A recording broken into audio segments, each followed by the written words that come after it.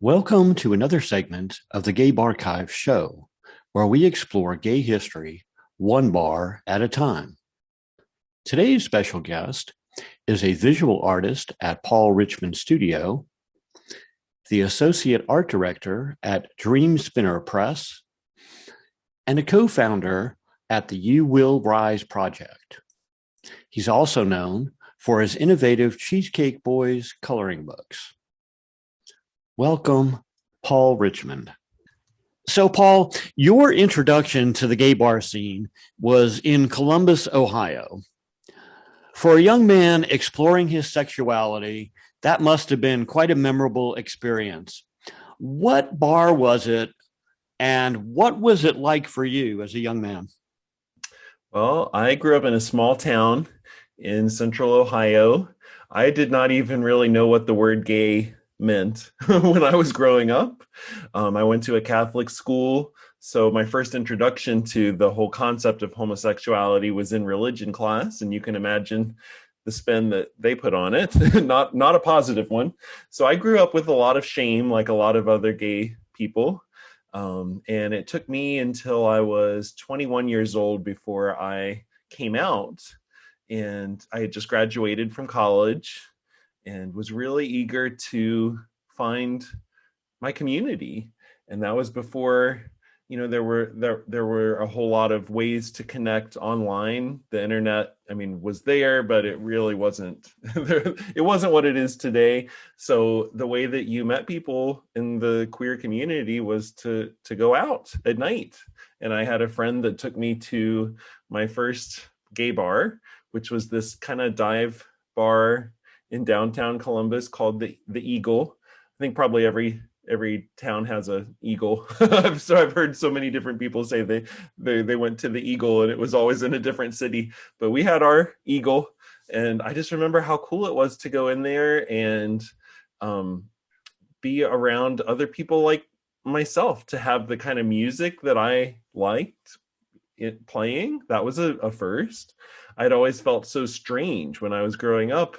I loved listening to all my favorite divas, and nobody else that I knew had any of those same interests. So I felt so weird and alone. And then suddenly I go into this bar, this little dive bar in downtown Columbus, and I found my people and I loved it.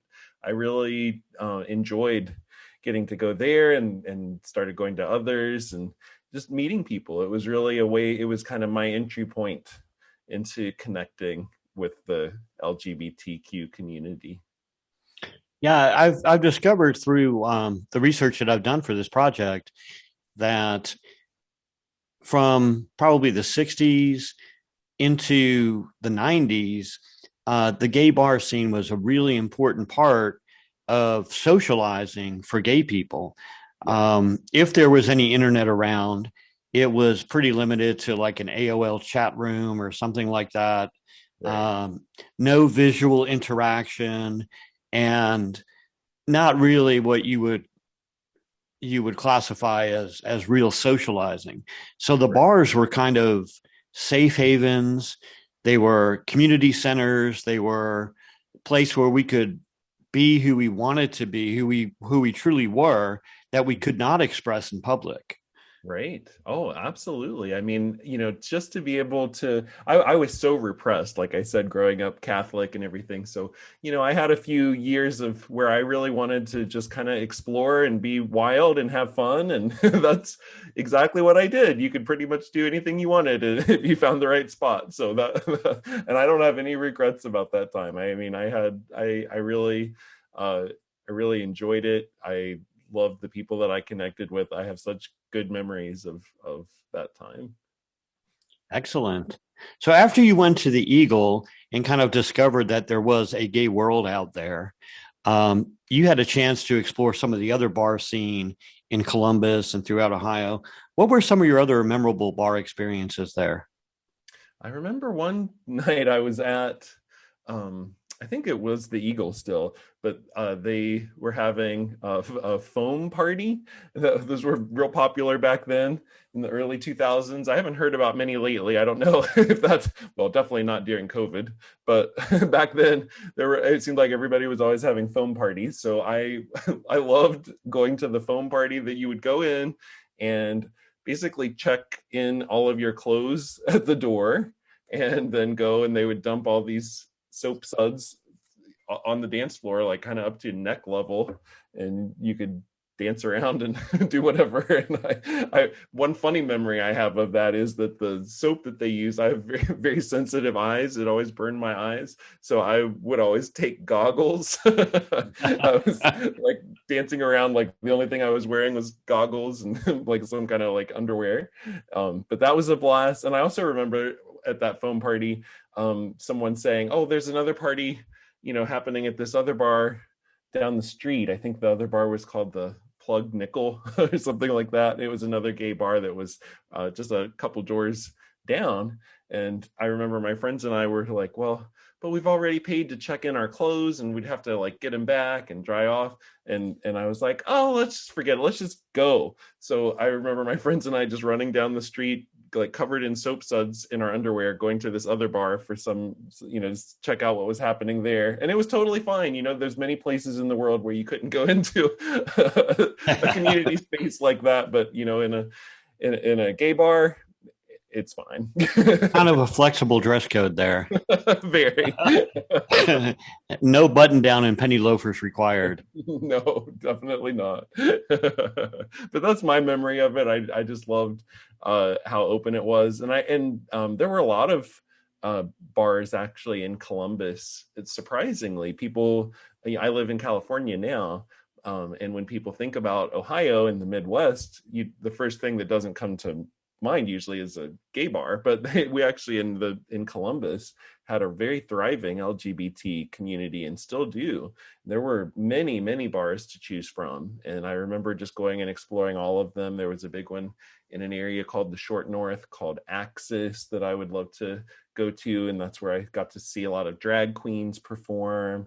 There was a bar called Q Bar in downtown Columbus. It's not open anymore, but I remember that one was really special because it kind of seemed like everybody went there. I guess that's a disadvantage. Maybe it's an advantage and a disadvantage of some of the bars, of having so many bars, is that people tended to kind of segregate. So you would have, 20-year-old gay boys would go here, and if you're a lesbian, you go here. If you're trans, you go here. But I remember I really liked Q Bar because everybody kind of went there, and it was a little more relaxed and got to just kind of meet a lot of different people.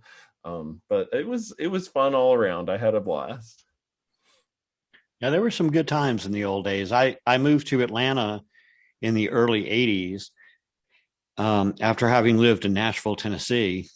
Mm-hmm. And Nashville was a little bit of a repressed community. There were a couple of bars there, but in general, I didn't feel like there was a gay community there at that time. Mm-hmm. And I remember going to Atlanta and the scene exploding. I mean, there were probably 25, 30 gay bars that you could go to. Yeah. And I thought, this is the middle of the Bible Belt. Right. I mean, and Atlanta is still pretty well recognized as, the gay capital of the South, even though the bar scene has diminished. Mm-hmm. I've been there. I've been to some of those bars. It was fun. I had a blast. I was trying to remember before I came on here. There's in Orlando, Florida, there's a big gay bar kind of compound place. Do you know what that one was called? Are you talking about the Parliament House? Yes, Parliament House. That was a fun one. I remember I was down there for some kind of conference and got to go there, and it was like being at gay Disney World. Yeah, we've had a few of those in Florida. Parliament House, I think, was the longest running. It mm-hmm. opened in 1974 or 1975. Yeah. And it was about 120 room hotel with half a dozen bars and probably a dozen or more retail shops, an outdoor swimming pool with a concert stage. at the end of Yes. it. Um, Crazy. Like to go from my first experience, which was like a little dive bar that was it didn't have a sign. That's kind of what the vibe was there. Like they were still, you didn't necessarily want everybody to know what they were. To go right. from that to like a place like Parliament House was pretty incredible. But I've done a lot of traveling, and when I was younger, especially, I would try to always go to different bars and things. I just have so many good memories of seeing what those spaces were like in different parts of the country. I remember going to Portland. There's a bar there called Darcel's. I don't know if you've ever heard of that one or not, I but have. Darcel is, I believe, one of the oldest working drag queens in the country. That's what they claimed, and it was amazing. I mean, she was fabulous. So that was every bar has its own unique personality. That one sort of had a whole kind of drag, kind of burlesque vibe. I loved it. Yeah, it was quite a thriving scene. And Yeah. speaking of drag, Yeah. the gay scene exposed you to your love and appreciation of the art of drag. Hmm. And our sources tell us that you may even have donned a pair of heels at some point. And if memory serves, you tied that in with your love of running around in underwear. So you weren't actually in drag, you were kind of in some middle ground there. Yeah, What was that like? I just don't like to wear pants. I'm not wearing any right now, actually, but we're on Zoom, so who cares? But I remember, well, even just when I was growing up, I think for a lot of gay men, it's the feminine aspect of our identity that we're kind of taught is wrong, or that we're supposed to hide or feel ashamed of. And so for me, discovering drag queens was really powerful, because it kind of turned all of that around. It said, no, actually, this is something to celebrate and showcase, and make into a show. I was at Axis actually for the first time in Columbus, and standing out in the back, they had a patio area, and I was kind of in line at the bar. I was nervous as hell. When you first start going into the scene, you like don't want to mess up. And I think I was wearing some outfit that I'd found that was kind of like what I what I thought a gay man was supposed to look like. Like I was wearing some kind of like mesh crop top and I don't know, hot pants or something. And just obviously like, trying to figure things out. And I was standing out in the patio in line at the bar out there, and this gorgeous over the top cartoon character of a drag queen came up and started talking with me.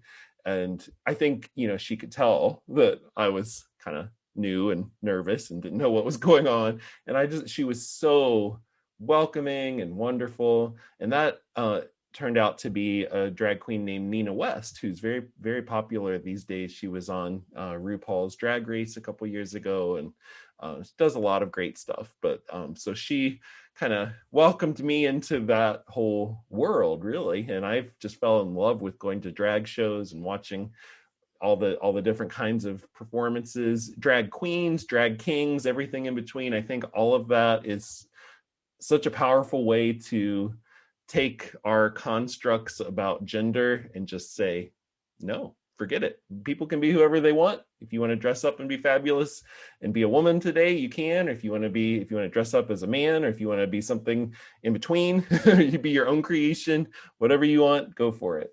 Now, that said, I sadly look hideous in drag. I've tried it, and my friends actually say, my one friend told me that the only time that I ever look masculine is when I try to do drag, because I have this permanent like 5 o'clock shadow, and anyway, it doesn't work. So but I was becoming friends with a lot of the drag queens in Columbus, and we were doing a lot of charity work. It was fighting for marriage equality and a lot of different things. So some friends and I decided to kind of start this little sort of a joke group where we would go and dance only at charity events, because kind of watching us was sort of an act of charity in itself. But we would wear underwear and red heels and, do little dance numbers to different songs. And it was a blast. I just loved it. I feeling so welcomed, going from being that nervous kid in line to being, on stage with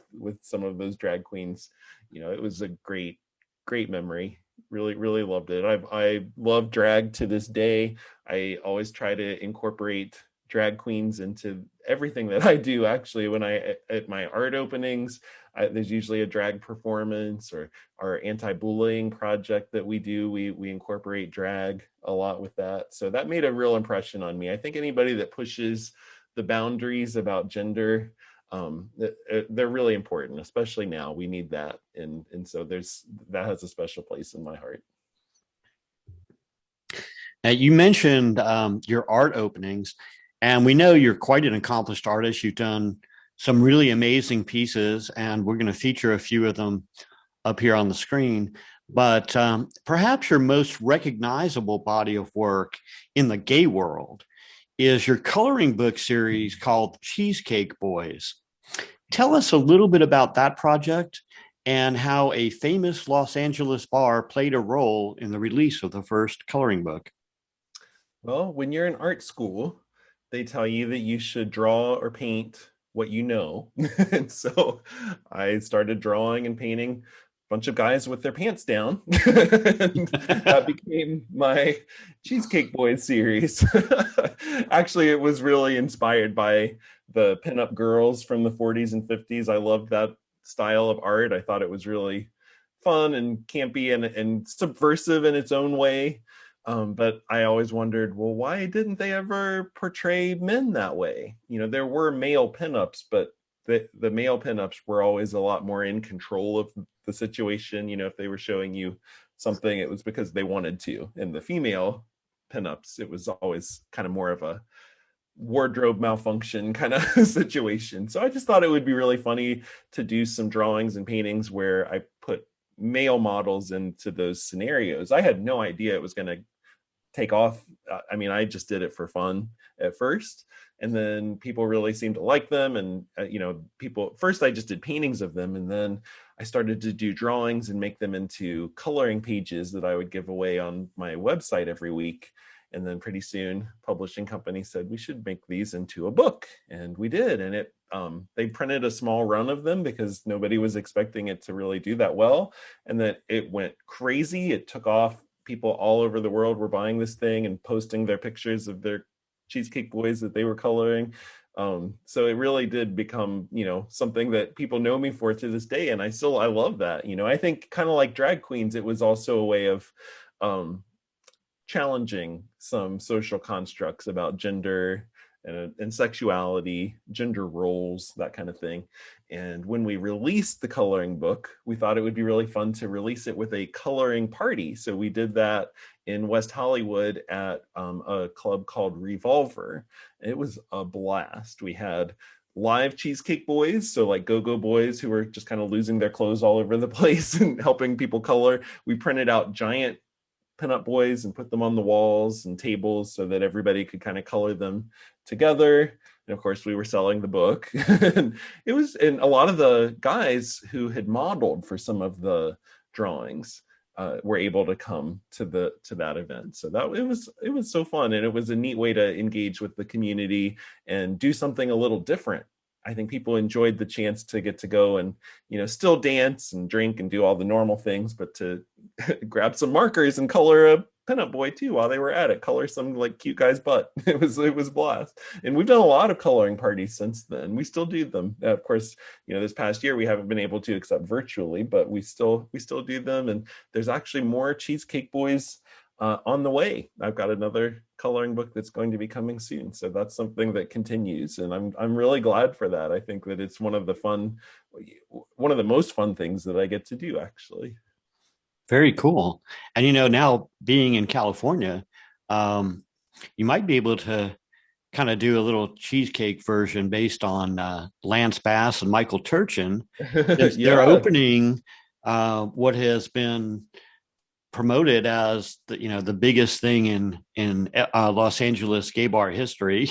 pretty I much. read It's that. supposed to be a big project, which is, to me, is very reassuring, because after COVID, not only the 1,300 bars I discovered that had closed in the last decades, but the dozens and dozens of bars that have closed in the last 12 months because of various issues with, COVID and other financial problems. It's really kind of comforting to know that somebody is taking a chance on doing not a hole in the wall neighborhood bar with six stools, but Right.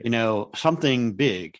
Yeah. And Oh so, yeah. and who Can't wait. wouldn't want to? I'll go there. I would love to. I don't even drink anymore, but I still love going to all these kinds of places. There's so much more to do there than just drink. Well, and who wouldn't want to stand around Lance Bass's new bar and color in Lance Bass's butt? Hey, I You think you know, just made the commercial. there you go. So, so obviously, the gay bar scene had a big impact on both your personal and your professional lives. What role do you think the bars played in the growth and development of the gay community? How important was it in the decades past for us to have gay bars in order to get to where we are today? I really have tried to learn about our history and talk with, you know, older people in the gay community to kind of understand where we came from. I know I've seen so much progress in my lifetime, but I also realize how much progress was made before I went into the Eagle for the first time. And just knowing that, there was a time not that long ago when being gay was reason enough for you to be arrested. That's something I've never had to deal with in my life. So it helps me to understand and appreciate the important role that these spaces played in our history, because if people can't congregate, if they can't come together, then they can't do anything. They are alone. They, are the strength of our movement is because of the community coming together. When we work together, we make things happen. And I think there were so many structures set up in our very Puritan American society that were designed to keep us from congregating. And I believe that these bars and clubs were crucial for allowing people to connect, to rally together, to really, start a movement that continues to this day. The movement is still going on, and it's moved into other spaces now. But I think that the bars and clubs, especially in the early days, of course, Stonewall is the one everybody thinks of, but there are so many even before then, more secret, more, there had to be a lot of measures taken to protect the people who would go to these spaces. But it's all important. And I think, to this day, it's still very much kind of the center of a lot of queer social events. And, it's important, I think, for people to have places where they can go and be around others like themselves. So I hope that always continues. Well, you're right. Stonewall is the one that everybody kind of looks at first. But actually, um, in California, there were several notable events that happened before that. One in Los Angeles was not even a bar, it was a donut shop that was Yeah. right near a couple of bars. It Yep. was called Cooper's Donuts. And in 1959, 10 years before Stonewall, they had a big uprising there because the police tried to arrest some guys who were visibly gay and some drag queens that were there, and they kind of were outraged, and as well as the other customers, not just the gay customers, and they were throwing coffee cups and donuts at the cops, and they ended up leaving. And then there's a black cat in San Francisco and a black cat in Los Angeles that were both the centers of some uprisings, and all those things kind of led up to the Stonewall and future events that kind of brought us to the political forefront and started giving us a little bit more voice and legislatively and politically. So yeah, the bar scene was really really important. Oh yeah. I mean, I don't think I know for a fact that I would not be able to have the career that I have today as an artist if all of these things hadn't happened in the past that have allowed people to live more openly now and to really embrace and celebrate who we are and to, have almost kind of now like mainstream opportunities to be seen and heard. That was non-existent back then, but what we're able to do today is because of all of these things that happened in the past. And I think that a lot of that did occur because of what people being able to gather in these bars and these clubs and these the donut shop. I had heard Right? that story too, and I love that. And I think that it is so true that Stonewall would not have happened if those previous things hadn't happened. So it's all leading us to where we are now, and then it's our job to continue carrying that torch because we still have a lot of work to do. There are so many people in our community, who do not have protections and who are still not being seen and heard. So we still have a lot to fight for, and we still need the chance to come together and to make progress. Well, maybe we'll see a Cheesecake Boys collection that includes donuts and one that includes black We cats could do that. and kind of a tribute to some of the bars that played and stone. You can have one with a stone wall behind them, so That you would could be fun. you I could could play do that. tribute to the bars in kind of a comical way. That's not a bad idea. I'm going to write that down. So, in addition to the impact of the gay nightlife scene, entertainers and celebrities have been very important to our growth and acceptance in the world as well. Everybody knows Elton John, Liz Taylor, Bette Midler, Lily Tomlin, Dolly Parton. They've all come to our defense and all help further our goals of acceptance. I understand you have a special collection with one of those celebrities. Tell us about that. I love all of them, but ever since I was a little kid, I really wanted to grow up and be Dolly Parton. I just thought she was the coolest. It was a lot of country music that was played where I grew up, so a lot of it I didn't really necessarily relate to, but there was just something special about her. And then when I saw her on TV, then I was sold because, I mean, let's face it, she is basically a drag queen herself. And I just love the way that she kind of created this whole look. It seems like it comes from a very genuine place, but it's also very over the top and a celebration again of all those feminine characteristics that I felt I had to suppress in myself. So here was this diva that was so, celebrated for the very things that I was ashamed of. And I wanted to just be more like Dolly. And I grew up, listening to her music, watching her movies. Actually, when I was 12 years old, I convinced my parents to go to Dollywood, and I made a big drawing and I wrote a bunch of letters, and they worked it out for me to get to meet Dolly back then and give her this drawing. And it was a highlight of my childhood. First of all, because when I had initially sent them letters asking if I could meet her, they said no because she was very busy, and is only there for a short time. And unfortunately, she can't do that. But I was so determined, and I was like, okay, well, they said no, but now I'm going to go write to somebody else until somebody says yes. And then finally somebody did. And it kind of taught me that you have to do that sometimes in life. Just because one person says no, it doesn't mean that's the end of your dream. You have to keep going. And so that's something that I took away from that experience. But then also just meeting her, and she was so lovely and so sweet and so encouraging.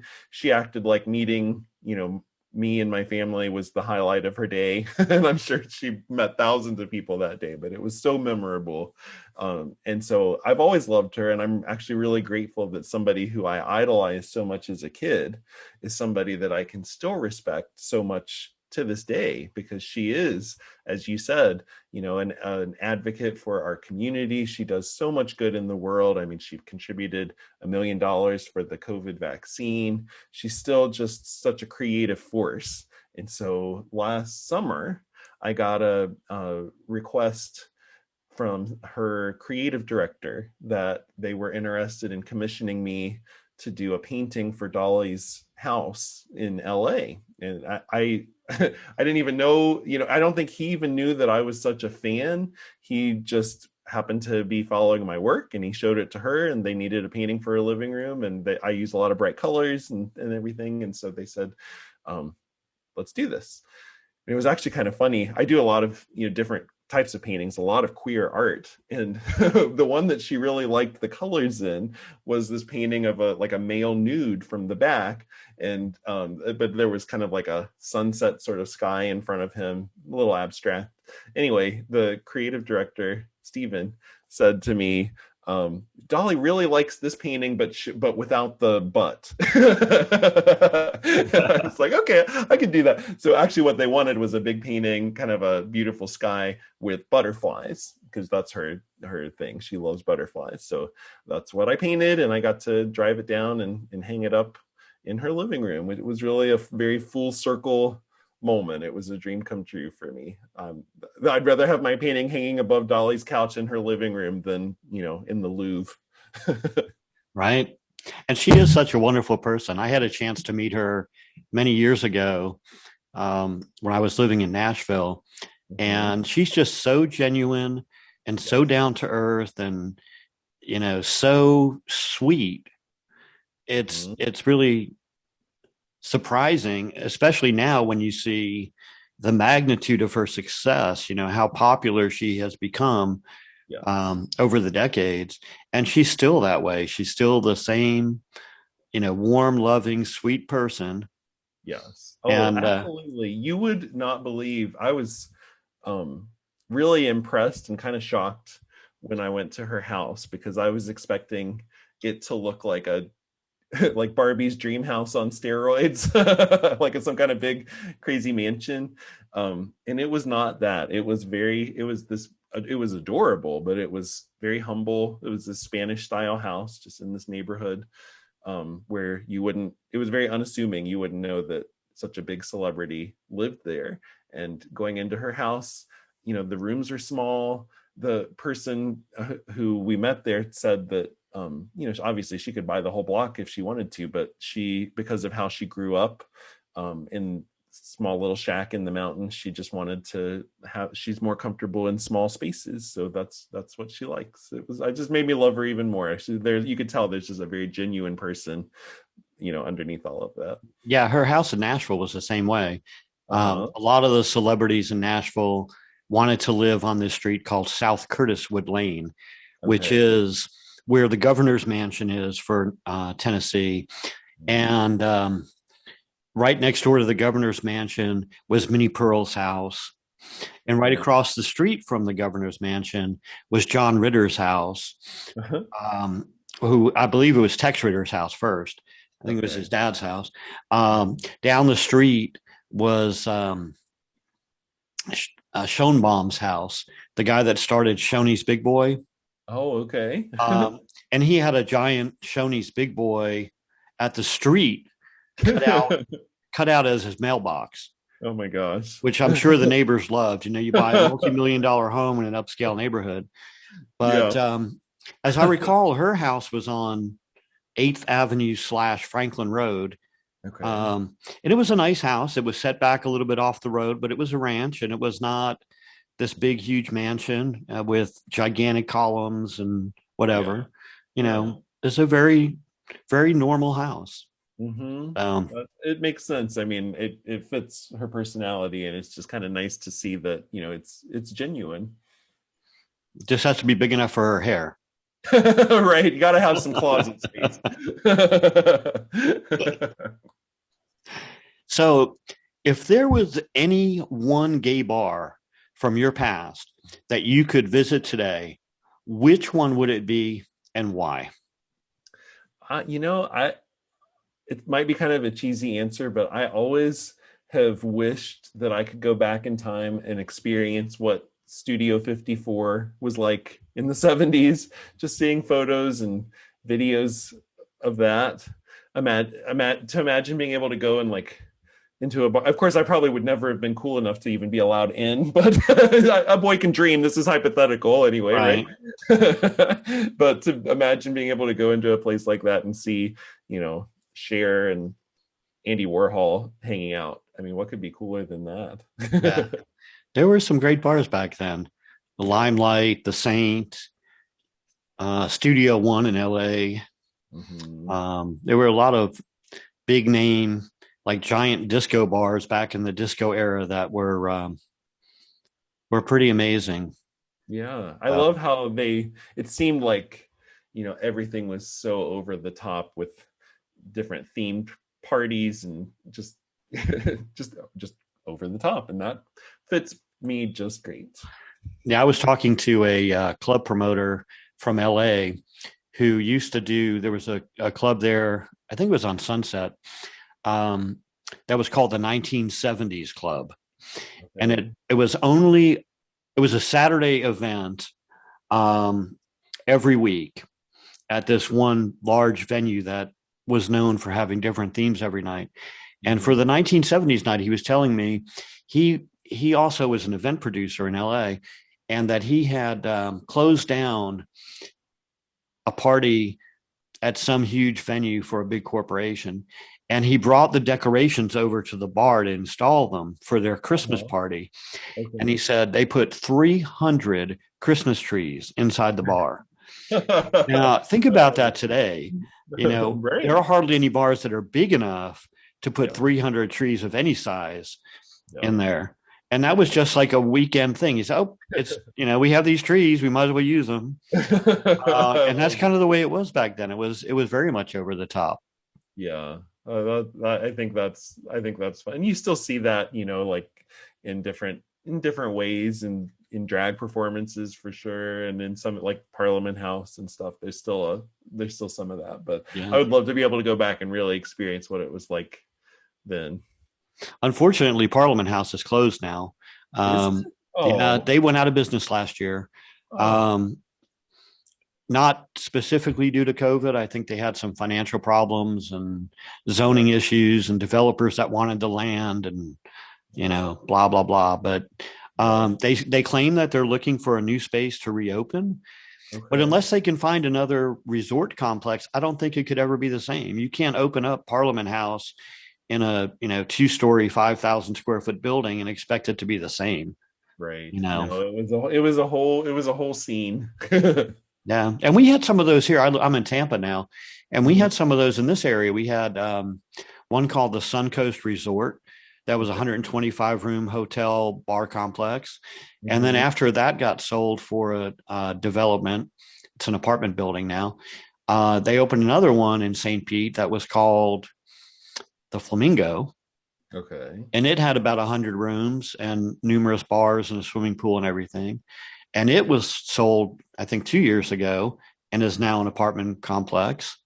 Uh, I'm seeing a trend here. I know. Seriously, that's not a good trend. So that's why it's encouraging to see things like, Lance Bass. And there's also a guy in New York who claims he's going to be opening up a very large 5-story, I think it is, gay bar right on the edge of the Times Square area and Hell's Kitchen. Okay. So somewhere in that vicinity there, he's supposed to be opening up a gigantic gay bar, Mhm. and I'm waiting to hear the details from him. Yeah. Oh, that's cool. It's got to continue in one form or another, that's for sure. I hope so, especially on the grand scale. The grand ones are always fun to reminisce about, and they always make a big impact. Hmm. So, in addition to your experience with gay bars and artwork and celebrities and drag queens, Isn't that as enough? as if your plate isn't full enough, you were also one of the co-founders at a project called the You Will Rise Project, which is an anti-bullying charity, correct?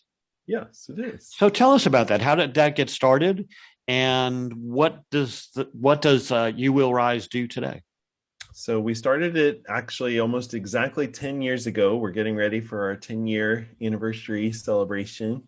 And it came from a very personal place. When I was a kid, I was bullied terribly. People were, picking up on the fact that I was different before I even was. And thankfully, I had a wonderful art teacher named Linda Regula, who I would go to for private lessons outside of school. I started taking lessons from her when I was 4 years old, and I would go to her studio every week.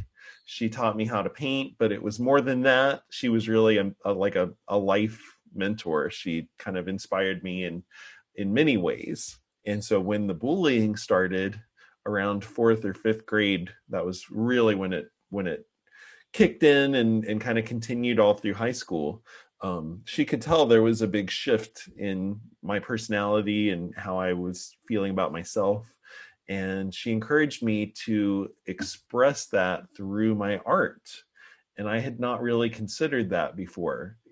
I think for a lot of people who are bullied, there's a lot of shame that comes with that. You don't want to tell other people. I didn't want to tell my parents what was going on because I felt like that would, for them to know the names that people were calling me or for them to understand what was happening might make them ashamed of me too. So I didn't feel like I really had anywhere I could turn. And she gave me that creative outlet to express myself. And I really believe that that saved my life, because so many young people are harming themselves and committing suicide because of bullying. So we started You Will Rise 10 years ago. I started it with Linda. We remained good friends all through the years. And I told her how much of an impact that had on me at that very crucial time.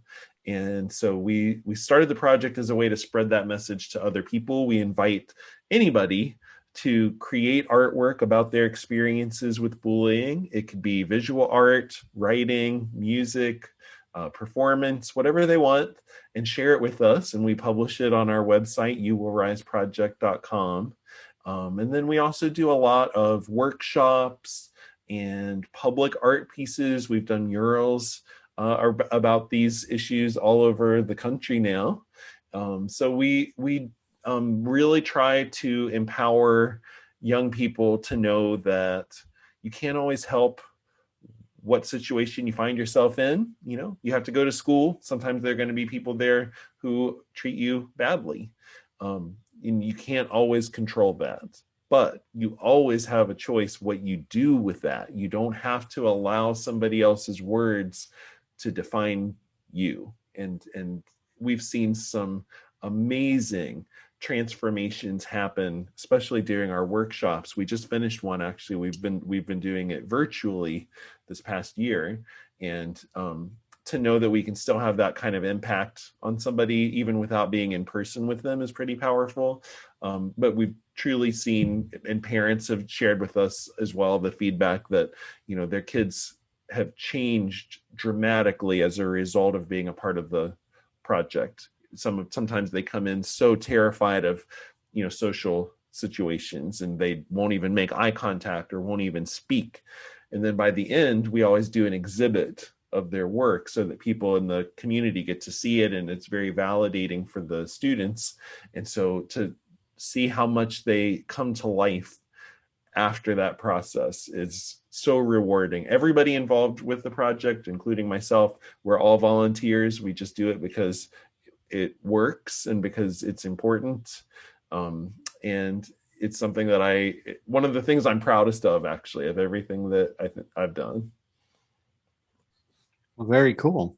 And if you can see that much improvement in them in such a short period of time at a young age, we can only imagine what that's going to, you know, blossom into down the road when you're talking about 10, 20, 30 years after they've had that experience. So Yes. definitely I would say the You Will Rise project is doing a great service to the community in general. And I'm sure specifically what I used to call the gay community, the LGBTQ plus community, where there is a lot of kids that come in that identify different letters of that alphabet, and or maybe, you know, they don't know exactly where they land on that alphabet yet, but they know they're somewhere in there, and right. That's okay too. You know, we just let them know that we love you and we accept you no matter what. You're the only one that gets to decide who you are.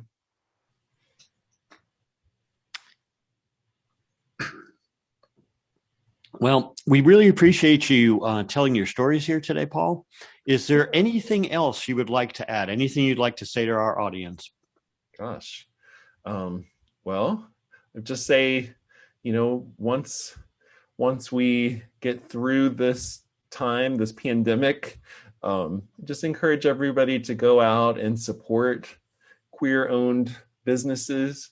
Definitely the bars and clubs, but also, any kind of queer-owned business in your community, because these are the kinds of, spaces that allow our community to grow and to thrive and create opportunities for us to come together so that we can keep pushing forward. And whatever your community looks like, there needs to be a space for people to come together. I live here in Monterey right now, and it's kind of a small town.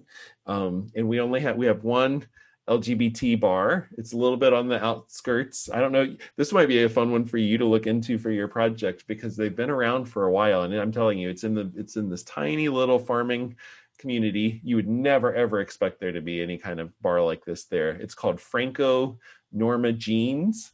It's only open one night a week on Saturday night. And it's a lot of Spanish speaking drag queens and Spanish speaking community that are there, but it's also just everybody, because it's the only place, kind of nearby for people to go. And I love that, the same reason I love the Q Bar in Columbus. There's no like division or segregation. It's trans people, it's queer people, gay, lesbian, bi, everything all together in this bar on Saturday nights. And you can stay, the drag queens come out at midnight and do a few numbers. And it's just, it's small, but it's important. It's meaningful. People need to be able to go to these spaces, and they can't survive if we don't support them. So find those spaces in your community and make sure that you're helping them to continue, because they are providing such an important service. Well, you heard it right here from Paul Richmond. So be sure to support these small spaces, these queer-owned spaces. And if you want to support some of Paul's projects, we're putting up his website links here for Paul Richmond Studios, for the You Will Rise project. You can get out there and buy a Cheesecake Boys coloring book. You can buy some of his artwork. You can, support him and his projects in many different ways. And we really appreciate your time and your stories. It's been great talking to you. Oh, you too. Thank you so much for inviting me and for all the work that you're doing to help, share these stories. I think it's really important part of our history. I'm glad that you're doing that. You're quite welcome. And that concludes another segment of the GayBarchives podcast. You can find more podcasts at gaybarchives.com/podcast. We also have more information about this podcast and links to the other podcasts we have completed. We hope you enjoy your trip down memory lane.